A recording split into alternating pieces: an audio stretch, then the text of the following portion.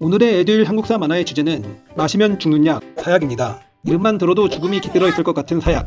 그런데 사실 사약의 사자는 죽다라는 뜻의 사자가 아니라 주다라는 뜻의 사자라는 것을 알고 계셨나요? 그러니까 사약은 임금이 하사하는 약이라는 뜻입니다. 무시무시한 뜻인 줄 알았는데 알고 봤더니 꽤 영광스러운 뜻이었네요. 물론 먹으면 죽는다는 점에서는 변함이 없지만 말입니다.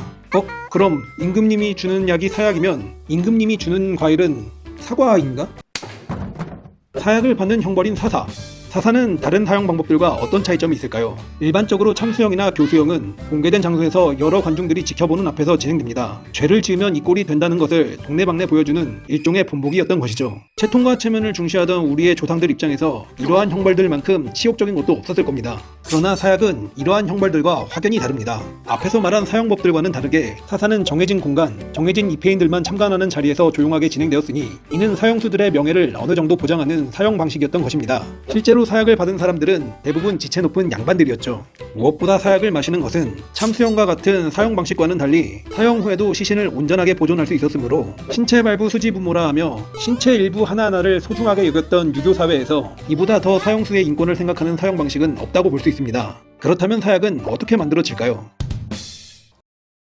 결론부터 말하자면 현재까지도 정확한 제조법은 정해진 바 없습니다. 사약의 제조는 내이원에서 담당했다고 하는데 그 제조법은 극비사항으로 남아있는 문헌이 없다고 합니다. 일반적으로 알려진 바에 의하면 수국꽃에서 추출하는 약인 부자라는 약재나 비소화합물인 비상, 수은 등을 사용해서 만들었다고 합니다. 문제는 기본적으로 사약은 저 멀리 유배지에 있는 사람들에게 전달되는 일이 많았는데 로켓 배송이나 드라이아이스 같은 것도 없던 시절이니 배송 과정에서 약효가 변질되는 경우가 많았습니다. 그러다 보니 똑같은 사약을 마셔도 사람의 체질에 따라 멀쩡한 경우도 있었고 한 모금만 마셔도 떼굴떼굴 구르며 뒤집어지는 사람도 있었다고 합니다.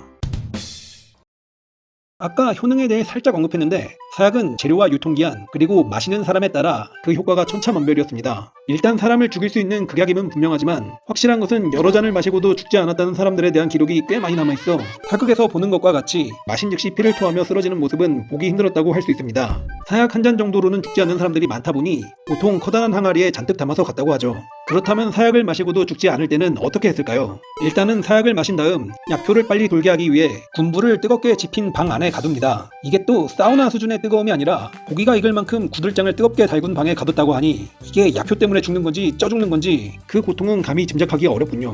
문제는 이렇게까지 해도 죽지 않았을 경우인데 이럴 때는 화일줄을 풀어 목을 졸라 죽였다고 합니다. 야, 이럴 거면 체면이고 뭐고 그냥 목이 잘리는 편이 낫겠는데? 사약을 마시고 한 번에 죽지 않으신 분들이 제법 많아 일일이 열거하기는 힘들지만 그중 몇 가지 사례를 보자면 중종 때의 관료였던 임형수는 사약을 18잔이나 마시고도 죽지 않아 목을 졸라 죽였다는 기록이 일다 전문록에 기재되어 있습니다. 심지어 사약을 가지고 온 금부도사에게 농담까지 했다고 하죠. 그리고 조선 후기 정치와 사상의 핵심이자 노론의 영수 우암 송시열은 왕세자 책봉 문제로 반대 상소를 올렸다가 유배를 갖고 결국 사약을 받게 되었는데 송시열은 평소 철저한 관리로 인해 80대가 넘은 나이에도 매우 건강했다고 합니다. 그러다 보니 사약 한 사발 정도로는 어림도 없어 연거푸 몇 잔을 더 들이켰는데 그래도 멀쩡했다고 합니다. 이럴 경우는 조금 전 사례와 같이 당연히 교살이지만 문제는 당시 정치계의 최고의 거물이자 지금으로 치면 한 정당의 대표였던 송시열을 그런 식으로 처형했다가는 형을 집행하는 관료들이 주변에 있는 수많은 당원들에게 두들겨 맞아 사형수인 송시열보다 더 빨리 황천길을 걸을 수 있는 노릇이었죠. 사태가 이러하다 보니 금부도사는 송시열에게 대감 제발 죽어주십시오 라고 애원까지 했고 결국 송시열은 입에 상처를 내고 사약 3사발 정도를 더 마신 후에야 비로소 죽었다고 합니다.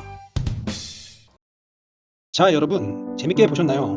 오늘 이 영상을 준비하면서 새삼 느낀 건데 역시 뭐니뭐니 해도 건강이 제일 중요한 것 같습니다. 사약 18잔을 먹고도 멀쩡한 사람까지는 아니더라도 적어도 한두 사발 정도는 견디는 체력은 항상 유지하는 것이 좋지 않을까요?